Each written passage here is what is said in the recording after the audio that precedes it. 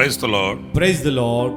ప్రభు అయిన యేసు క్రీస్తు ప్రశస్త నామములో మీ అందరికీ హోసన్నా మినిస్ట్రీస్ తరపున హృదయపూర్వకమైన ವಂದನಾలు తెలియపరుస్తున్నాను. ಕರ್ತನಾದ ಯೇಸು ಕ್ರಿಸ್ತನ ಪ್ರಶಸ್ತ ನಾಮದಲ್ಲಿ ನಿಮ್ಮೆಲ್ಲರಿಗೂ ಹೋಸನ್ನ ಮಿನಿಸ್ಟ್ರೀಸ್ ವತಿಯಿಂದ ಹೃದಯಪೂರ್ವಕವಾದ ವಂದನೆಗಳು. ఈ సందేశాల ద్వారా మిమ్మల్ని సందర్శించడం దేవుడు నాకు అనుగ్రహించిన గొప్ప భాగ్యంగా నేను భావిస్తున్నాను. ಈ ಸಂದೇಶಗಳ ಮುಖಾಂತರ ನಿಮ್ಮನ್ನು ಸಂದರ್ಶಿಸುವುದು ದೇವರು ನನಗಾಗಿ ಕೊಟ್ಟಿರುವ ದೊಡ್ಡ ಭಾಗ್ಯ ಎಂಬುದಾಗಿ ನಾನು ಅಂದ್ಕೊಳ್ತಾ ಇದ್ದೇನೆ. దేవుని వాక్య ధ్యానాలలో మనం ఈ రీతిగా బలపరచబడడం ఇది దేవుని నిత్య ప్రణాళికని నేను శిరస్సు ఉంచి ప్రభుని స్తుతిస్తున్నాను. ದೇವರ ವಾಕ್ಯ ಧ್ಯಾನದಲ್ಲಿ ನಾವು ಈ ರೀತಿಯಾಗಿ ಬಲವನ್ನು ಹೊಂದುವುದು ದೇವರ ನಿತ್ಯ ಪ್ರಣಾಳಿಕೆ ಎಂಬುದಾಗಿ ತಲೆಯನ್ನು ಬಾಗಿಸಿ ಕರ್ತನನ್ನು ಸ್ತುತಿಸ್ತಾ ಇದ್ದೇನೆ. ಮಾನಕ ಈ ಸಂದೇಶಾలు మీరు వినండి, ಬಿಡದೆ ಈ ಸಂದೇಶಗಳನ್ನು ನೀವು ಕೇಳಿರಿ. మీరు వింటూ అనేకులకు కూడా చేరువ చేయండి. ನೀವು ಕೇಳಿ ಅನೇಕರಿಗೂ ಕೂಡ ಕಳಿಸಿರಿ. దేవుని వాక్యం చేత మనం బలపరచబడుతూ మహిమ కలిగిన ప్రభు రాకడ కొరకై మనం సిద్ధపడుదాం. ದೇವರ ವಾಕ್ಯದಿಂದ ನಾವು ಬಲವನ್ನು ಹೊಂದಿ ಮಹಿಮೆಯುಳ್ಳ ಕರ್ತನ ರಾಜ್ಯಕ್ಕಾಗಿ ನಾವೆಲ್ಲ ಸಿದ್ಧರಾಗೋಣ. ఈ పూట ఆది కాండం 17వ అధ్యాయం 12వ వాక్యాన్ని నేను చదువుతున్నాను, ఆలకించండి. ಈ ಹೊತ್ತು ಆದಿಕಾಂಡ 17ನೇ ಅಧ್ಯಾಯ 7ನೇ ವಚನ ನಾನು ಓದ್ತಾ ಇದ್ದೇನೆ, ಕೇಳಿರಿ. అత్యధికముగా అభివృద్ధి పొందించదనని అతనితో చెప్పాను. ನಿನ್ನನ್ನು ಅತ್ಯಧಿಕವಾಗಿ ಹೆಚ್ಚಿಸುವೆನು ಎಂದು ಅವನಿಗೆ ಹೇಳಿದನು. అబ్రహాముతో దేవుడు చేసిన ఈ వాగ్దానాన్ని మనం చాలాసార్లు ధ్యానించుకుంటూ ఉంటాం. ಅಬ್ರಹಾಮನೊಂದಿಗೆ ದೇವರು ಮಾಡಿರುವ ಈ ವಾಗ್ದಾನವನ್ನು ಅನೇಕ ಸಾರಿ ಧ್ಯಾನ ಮಾಡಿರುತ್ತೇವೆ. ఇక్కడ నేను నిన్ను అభివృద్ధి పొందించదను అని ప్రభు చెప్తున్నాడు. ಇಲ್ಲಿ ಕರ್ತನು ಏನೆಂದು ಹೇಳ್ತಾನೆ ಅಂದ್ರೆ, ನಾನು ನಿನ್ನನ್ನು ಅಭಿವೃದ್ಧಿ ಪಡಿಸುವೆನು. మనము కూడా అన్ని విషయాలలో అభివృద్ధిని కోరుకుంటుంటాం. ನಾವು ಕೂಡ ಎಲ್ಲ ವಿಷಯದಲ್ಲಿ ಅಭಿವೃದ್ಧಿಯನ್ನು ಬಯಸುತ್ತೇವೆ. వృద్ధి చెందాలని ప్రార్థిస్తుంటాం. ವೃದ್ಧಿಯಾಗಬೇಕೆಂಬುದಾಗಿ ಪ್ರಾರ್ಥನೆ ಕೂಡ ಮಾಡ್ತೇವೆ. ఆ దిశగా అడుగులు వేస్తూ ముందుకు సాగుతుంటాం. ಅದೇ ರೀತಿಯಲ್ಲಿ ನಮ್ಮ ಹೆಜ್ಜೆಯನ್ನು ಹಾಕುತ್ತಾ ಮುಂದಕ್ಕೆ ಹೋಗುತ್ತಾ ಇರ್ತೇವೆ. అయితే ఏ విషయాలలో అభివృద్ధి కలగాలి? ಹಾಗಾದ್ರೆ ಯಾವ ವಿಷಯದಲ್ಲಿ ಅಭಿವೃದ್ಧಿ ಆಗಬೇಕು? ఏ విషయాలలో అభివృద్ధి చెందుతూ మనం ఎదగాలి? ಯಾವ ವಿಷಯದಲ್ಲಿ ಅಭಿವೃದ್ಧಿ ಹೊಂದುತ್ತಾ ಬೆಳವಣಿಗೆ ಆಗಬೇಕು? అభివృద్ధి చెందాలని చెప్పి లోకానుసారమైన విషయాలలో మనం అభివృద్ధి చెందకూడదండి. ಅಭಿವೃದ್ಧಿ ಆಗಬೇಕೆಂಬುದಾಗಿ ಲೋಕಕ್ಕನುಸಾರವಾದ ವಿಷಯದಲ್ಲಿ ನಾವು ಅಭಿವೃದ್ಧಿ ಆಗಬಾರದು.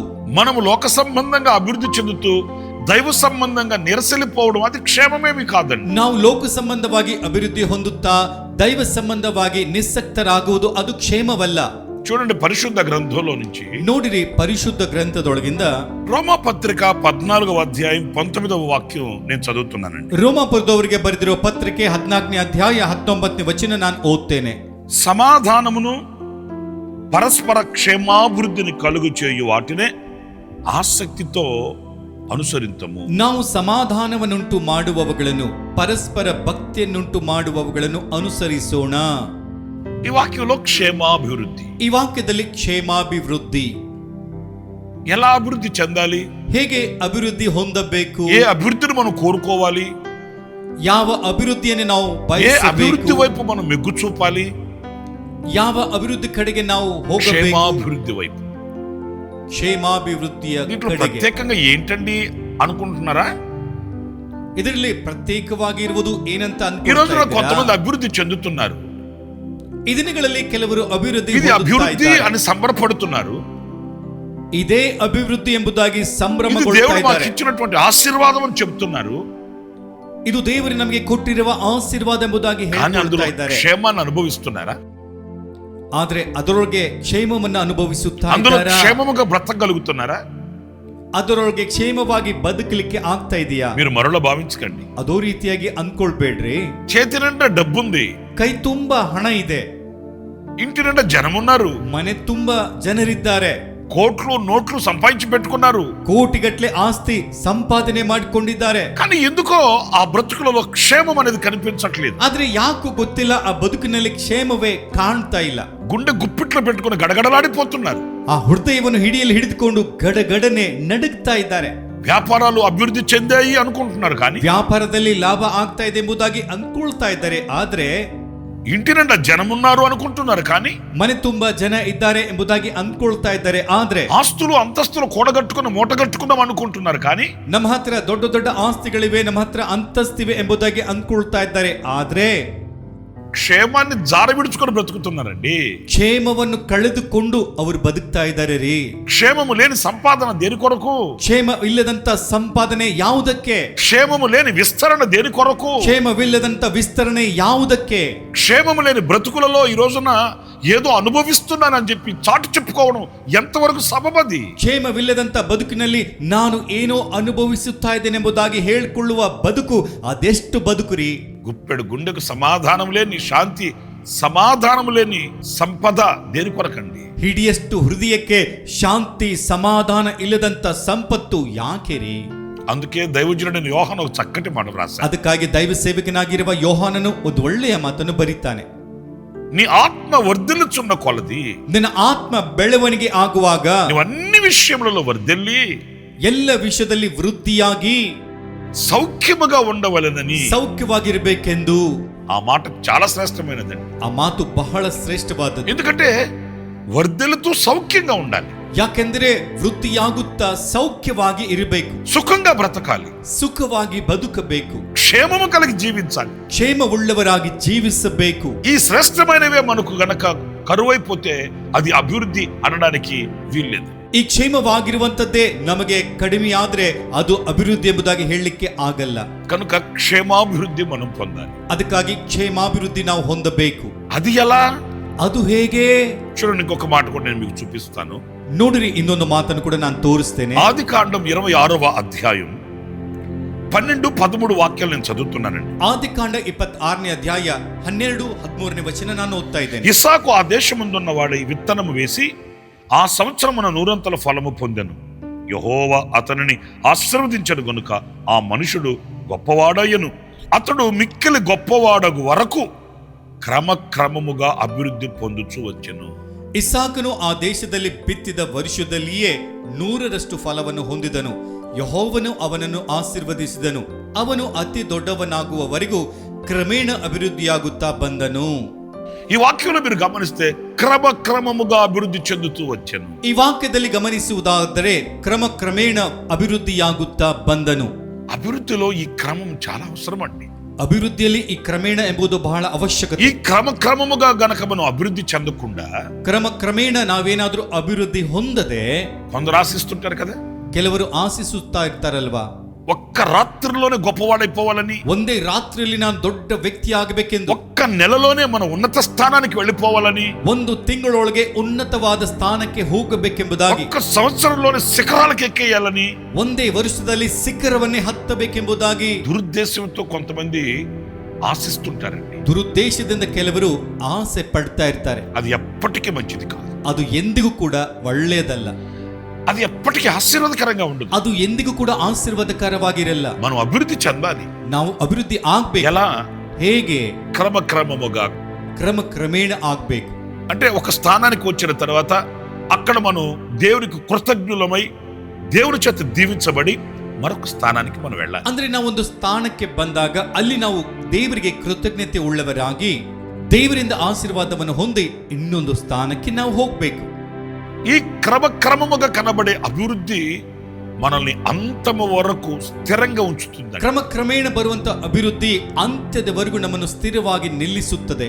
అలా కాకుండా ఒక్కసారిగా అలా మనం ఏదో గొప్ప స్థితికి వెళ్ళిపోవాలని ఆశించిన ఆశ ఎలా ఉంటుందంటే అది తాత్కాలికమై ఉంటుంది. అది ఎప్పుడు మనల్ని విడిచిపెట్టి వెళ్ళిపోతుందో మనకు తెలియదు. ఆనాడు మనం ఒంటరిగా నిలిచిపోవలసిన దుస్థితి ఎదురవు. ಹಾಗಾಗದೆ ಒಂದೇ ಸಾರಿ ನಾವು ಏನೋ ದೊಡ್ಡ ಸ್ಥಿತಿಗೆ ಹೋಗಬೇಕೆಂಬುದಾಗಿ ಆಶಿಸಿದಂತ ಆಸೆ ಹೇಗಿರ್ತದಂದ್ರೆ ಅದು ಯಾವಾಗ ನಮ್ಮನ್ನು ಬಿಟ್ಟು ಹೋಗ್ತದೋ ಕೂಡ ನಮಗೆ ಗೊತ್ತಾಗಲ್ಲ. ಆ ದಿನ ನಾವು ಒಬ್ಬಂಟಿಗರಾಗಿ ನಿಂತ್ಕೊಳ್ಳುವಂತ ದುಸ್ಥಿತಿ ఇక్కడ ఇస్సాకు ಎದುರಾಗ್ತದೆ. క్రమక్రమముగా అభివృద్ధి చెందాడట. ಇಲ್ಲಿ ಇಸಾಕನು ಕ್ರಮೇಣ ಅಭಿವೃದ್ಧಿ ಹೊಂದಿದನಂತೆ. మన పితరుడైన అబ్రహామును కూడా చూడండి. ನಮ್ಮ ಪಿತೃನಾಗಿರುವಂತ ಅಬ್ರಹಾಮನನ್ನು ಕೂಡ ನೋಡ್ರಿ. క్రమక్రమముగా అభివృద్ధి చెందుతూ వచ్చాడు. ಕ್ರಮೇಣ ಅಭಿವೃದ್ಧಿ ಹೊಂದುತ್ತಾ ಬಂದನು. సొదొమ రాజు అతనికి ఆస్తిని ఇస్తానన్నప్పటికీ కూడా, ಸದೋಮ ರಾಜನು ಆತನಿಗೆ ಆಸ್ತಿ ಕೊಡ್ತೇನೆಂಬುದಾಗಿ ಹೇಳಿದ್ರು ಕೂಡ అబ్రహాము నిబంధన చేశాడు. ಅಬ್ರಹಾಮನು ಒಡಂಬಡಿಕೆ ಮಾಡಿದನು. సర్వోన్నతుడైన దేవుడే నన్ను ఆశీర్వదించాడు. ಸರ್ವೋನ್ನತನಾಗಿರುವ ದೇವರೇ ನನ್ನನ್ನು ಆಶೀರ್ವಾದ ಮಾಡ್ತಾನೆ. నా వలన ఆయనకి మహిమ కలగాలి. ನನ್ನಿಂದ ಆತನಿಗೆ ಮಹಿಮೆ ಉಂಟಾಗಬೇಕು. నా వలన ఆయనకే మహిమ కలగాలి. ನನ್ನಿಂದ ಆತನಿಗೆ ಮಹಿಮೆ ಉಂಟಾಗಬೇಕು. ఆయన ద్వారానే నేను దీవించబడాలి. ಆತನಿಂದಲೇ ನನಗೆ ಆಶೀರ್ವಾದ ಬರಬೇಕು. పిల్లరా చూడండి ఎంత దైవికంగా కనిపిస్తుందో. ಪ್ರಿಯರೇ ನೋಡಿರಿ ಎಷ್ಟು ದೈವಿಕವಾಗಿ ಕಾಣಿಸ್ತಾ ಇದ್ದಾನೆ. ఈ దైవికమైన క్రమమైన అభివృద్ధి శాశ్వతంగా ఉంటుంది. ಈ ದೈವಿಕವಾಗಿರುವ ಕ್ರಮ ಆಗಿರುವಂತ ಅಭಿವೃದ್ಧಿ ಶಾಶ್ವತವಾಗಿರ್ತದೆ. ఆశిద్దాం, ప్రార్థన చేద్దాం, ಆಶಿಸೋಣ, ಪ್ರಾರ್ಥನೆ ಮಾಡೋಣ. క్షేమాభివృద్ధి చెందాలని, ಕ್ಷೇಮಾಭಿವೃದ್ಧಿ ಹೊಂದಬೇಕೆಂದು, క్రమక్రమముగా అభివృద్ధి చెందాలని, ಕ್ರಮೇಣ ಅಭಿವೃದ್ಧಿ ಆಗಬೇಕೆಂದು మీకు ఒక్క చిన్న మాట చెప్తాను. ನಿಮಗೊಂದು ಚಿಕ್ಕ ಮಾತು ನಾನು ಹೇಳ್ತೇನೆ. ఆదికాండం 9వ అధ్యాయం 7వ వాక్యంలో, ಆದಿಕಾಂಡ 9ನೇ ಅಧ್ಯಾಯ 7ನೇ ಮಾತಿನಲ್ಲಿ, మీరు ఫలించి అభివృద్ధి పొందుడి. ನೀವು ಫಲಿಸಿ ಅಭಿವೃದ್ಧಿ ಹೊಂದಿರಿ. ఫలించకుండా అభివృద్ధి చెందడం కాదు. ಫಲಿಸದೆ ಅಭಿವೃದ್ಧಿ ಹೊಂದುವುದು ಅಲ್ಲ. అసలు ఫలించకుండా అభివృద్ధి ఎలా కలుగుతుందండి అని మీరు అడుగుతారేమో. ಫಲಿಸದೆ ಅಭಿವೃದ್ಧಿ ಹೇಗೆ ಬರ್ತದಿರಿ ಎಂಬುದಾಗಿ ನೀವೇನಾದ್ರೂ ಕೇಳಬಹುದು. కొందరు వీళ్ళు ఫలించరు. ಕೆಲವರು ಇವರು ಫಲಿಸುವುದಿಲ್ಲ. ఎవరో ఫలించిన ఫలములు అనుభవిస్తూ ఉంటారు. ಯಾರೋ ಫಲಿಸುವಂತ ಫಲವನ್ನು ಇವರು ಅನುಭವಿಸುತ್ತಾ ಇರ್ತಾರೆ. ఎవరో కష్టార్జితాన్ని వీళ్ళు అనుభవిస్తూ ఉంటారు. ಯಾರದ್ದು ಕಷ್ಟಾರ್ಜಿತವನ್ನು ಇವರು ಅನುಭವಿಸುತ್ತಾರೆ. ఎవరో ఫలించిన ఫలముల యొక్క క్రియారూపకం వీళ్ళలో కనిపిస్తుంటుంది. ಯಾರೋ ಫಲಿಸಿರುವ ಫಲದ ಕ್ರಿಯಾರೂಪವು ಇವರಲ್ಲಿ ಕಂಡು ಬರ್ತದೆ. అలా కాదు, ಹಾಗಲ್ಲ, మనం ఫలించాలి. ನಾವು ಫಲಿಸಬೇಕು. ఎవరో ఫలములు మనం అనుభవించడం కాదు. ಯಾರದ್ದೋ ಫಲವನ್ನು ನಾವು ಅನುಭವಿಸುವುದಲ್ಲ. కొందరు చెప్తుంటే నేను విన్నానండి. ಕೆಲವರು ಹೇಳ್ತಾ ಇದ್ರೆ ನಾನು ಕೇಳಿದೆ. మా తాతగారు చాలా భక్తి కలిగిన వాడండి. ನಮ್ಮ ಅಜ್ಜ ಬಹಳ ಭಕ್ತಿಯುಳ್ಳವನು ರೀ. మా ఊర్లో మా తాతగారు చర్చి కట్టించారండి. ನಮ್ಮ ಊರೊಳಗೆ ನಮ್ಮ ಅಜ್ಜನೇ ಚರ್ಚ್ ಕಟ್ಟಿಸಿದ್ದಾನೆ ರೀ. మా నాన్నగారు చాలా భక్తి కలిగిన వాడండి. ನಮ್ಮ ತಂದೆ ಬಹಳ ಭಕ್ತಿಯುಳ್ಳವನು ರೀ. మా నాన్నగారు మా చర్చి సంఘ పెద్దండి. ನಮ್ಮ ತಂದೆ ನಮ್ಮ ಸಭೆಯೊಳಗೆ ಸಭೆ ಹಿರಿಯರು ರೀ. మా అమ్మ ప్రార్థనా పరురాలండి. ನಮ್ಮ ತಾಯಿ ಬಹಳ ಪ್ರಾರ್ಥನೆ ಮಾಡ್ತಾಳ್ರಿ. అందుకే మేము ఇలా ఉన్నామండి. ಅದಕ್ಕಾಗಿ ನಾವು ಹೀಗಿದ್ದೇವೆ ರೀ. ఇలాంటి మాటలు మనం వింటుంటామండి. ಇಂಥ ಮಾತನ್ನು ನಾವು ಕೇಳ್ತಾ ಇರ್ತೇವೆ. మాట్లాడగనా? ನಾನೊಂದು ಮಾತು ಕೇಳಲ್ಲ. తాతగారు భక్తి కలిగిన వాడే. ನಿಮ್ಮ ಅಜ್ಜ ಭಕ್ತಿಯುಳ್ಳವನೇ. మీ నాన్న మంచి విశ్వాస పరుడే. ನಿಮ್ಮ ತಂದೆ ಒಳ್ಳೆ ವಿಶ್ವಾಸಿಯೇ. మీ అమ్మగారు మంచి ప్రార్థనా పరురాలే. ನಿಮ್ಮ ತಾಯಿ ಒಳ್ಳೆ ಪ್ರಾರ್ಥನೆ ಮಾಡುವಂತವಳೇ. మరి నీవెలా ఫలిస్తున్నావు? ಹಾಗಾದ್ರೆ ನೀನ್ ಹೇಗೆ ಫಲಿಸ್ತಾ ಇದೀಯಾ? నువ్వెంత విశ్వాసిగా ఉన్నావు? ಎಷ್ಟು ವಿಶ್ವಾಸಿಯಾಗಿ ನೀನಿದೀಯಾ? నువ్వెంత పవిత్రంగా ఉంటున్నావు? ಎಷ್ಟು ಪವಿತ್ರನಾಗಿ ನೀನ್ ಇರ್ತಾ ಇದೀಯಾ? మరి నీ ఫలములు కదా కావాలి. ಹಾಗಾದ್ರೆ ನಿನ್ ಫಲ ಅಲ್ವಾ ಬೇಕಾಗಿರುವುದು? మనము ఫలించి అభివృద్ధి చెందాలి కదా. ನಾವು ಫಲಿಸಿ ಅಭಿವೃದ್ಧಿ ಹೊಂದಬೇಕಲ್ವಾ? అందుకే మా ప్రభు చెప్తున్నాడు, ಅದಕ್ಕಾಗಿ ನನ್ನ ಕರ್ತನು ಹೇಳ್ತಾನೆ, నిన్ను అత్యధికముగా అభివృద్ధి పొందించదు. ನಿನ್ನನ್ನು ಅತ್ಯಧಿಕವಾಗಿ ಅಭಿವೃದ್ಧಿ ಮಾಡುವೆನು. ప్రేమైన సహోదరుల, ನನ್ನ ಪ್ರಿಯ ಸಹೋದರರೇ, క్షేమాభివృద్ధి, ಕ್ಷೇಮಾಭಿವೃದ್ಧಿ, క్రమక్రమముగా అభివృద్ధి, ಕ್ರಮೇಣ ಅಭಿವೃದ್ಧಿ, ఫలించి అభివృద్ధి, ಫಲಿಸುವಂತ ಅಭಿವೃದ್ಧಿ. ఆశిద్దాం, ప్రార్థిద్దాం.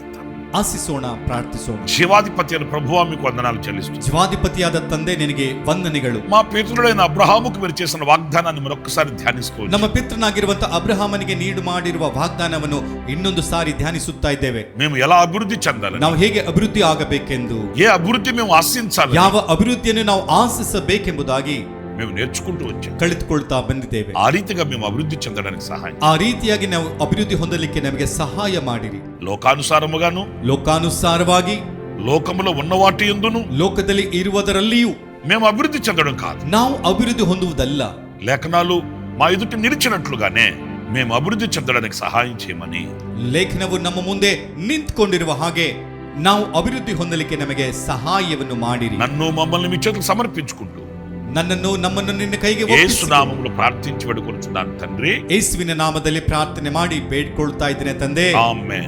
ಆಮೇನ್. ప్రభు మిమ్మల్ని ఆశీర్వదించి దీవించును గాక. ಕರ್ತನು ನಿಮ್ಮೆಲ್ಲರನ್ನು ಆಶೀರ್ವದಿಸಲಿ. విశేషమైన కృప నా దేవుడు సమృద్ధిగా మీకు అనుగ్రహించు. ವಿಶೇಷವಾದ ಕೃಪೆ ನನ್ನ ದೇವರು ಸಮೃದ್ಧಿಯಾಗಿ ನಿಮಗೆ ಅನುಗ್ರಹಿಸಲಿ. ఆమేన్. ಆಮೇನ್. ಪ್ರತಿ ಶುಕ್ರವಾರ ಈ ಕೃಪಾ ವಾಕ್ಯವು ಎಂಬ ಕ್ಲುಪ್ತ ಸಂದೇಶಗಳಿಗಾಗಿ ಹಾಗೂ ಇನ್ನೂ ಹೆಚ್ಚಿನ ಆತ್ಮ ಸಂಬಂಧವಾದಂಥ ಸಂದೇಶಗಳಿಗಾಗಿ ನಮ್ಮ ಈ ಯೂಟ್ಯೂಬ್ ಚಾನೆಲ್ ಅನ್ನು ಸಬ್ಸ್ಕ್ರೈಬ್ ಮಾಡಿಕೊಳ್ಳಿರಿ. Pastor Ramesh Hosanna ministries.